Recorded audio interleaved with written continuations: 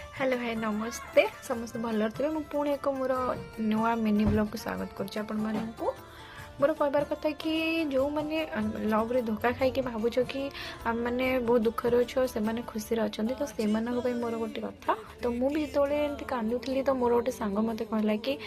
शुणे जो आम छुआ होता है आमर जो आम हसी खेलिकी बुलू थाए से आमको इच्छा होता है एठिक जीव से जीव ये बुलू आम ये करूँ तो बापा माँ मैंने आमको गाइड करती कि नाई तो ठीक जाना पड़ीजु कि असुविधा हम तो आम से कथा मानि न था अली करके जाए आते आमर खराब समयटा पड़ जाए से भावी था कौन हाँ मो माँ ठीक कहते मो बापा ठीक कहते मुझे कथा मानी बहुत भल होता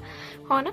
तो तापर जमी आउ गोटे पिरियड देख आम जो स्कूल में पढ़ू था पाठ पढ़ला समय आम अन्यमनस्क थाए बहुत खेलकूद करते तो आम सार मैंने कहते ये बयस तुम पाठ पढ़ी जाओ ना आगे बहुत असुविधा पड़ो तो आम मानि न था से सार बहुत खराब आम या पछरे कही थाए जो समय अनुसार आम बड़ हो जाए आम सांगसाथी मैंने समस्त गवर्नमेंट जॉब कर जाते आम पाखे पैसा न था तो आम से रियलाइज करूँ कि नाई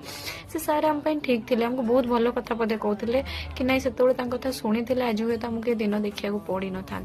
तो ठीक से भली मो कथा कि तुम्हें केमती भाभी पार्छ तुम्हें दुखरे थी से खुशी थी बोली हुए तो किसी क्षण से खुशी थाई पारे कि तापर एमती समय आसो जो से समय आसो जो से तुमको ही खोज कि मो ये ही परफेक्ट थिला याकू मुझे छाड़देली याकू केमती छाड़ी पारिली ये भी फेर कि से समय तुम फेरबनी कहीं सब जिनटा को आम समय अनुसार हरई दे था भलटा को आम समय अनुसार के बुझी पार न था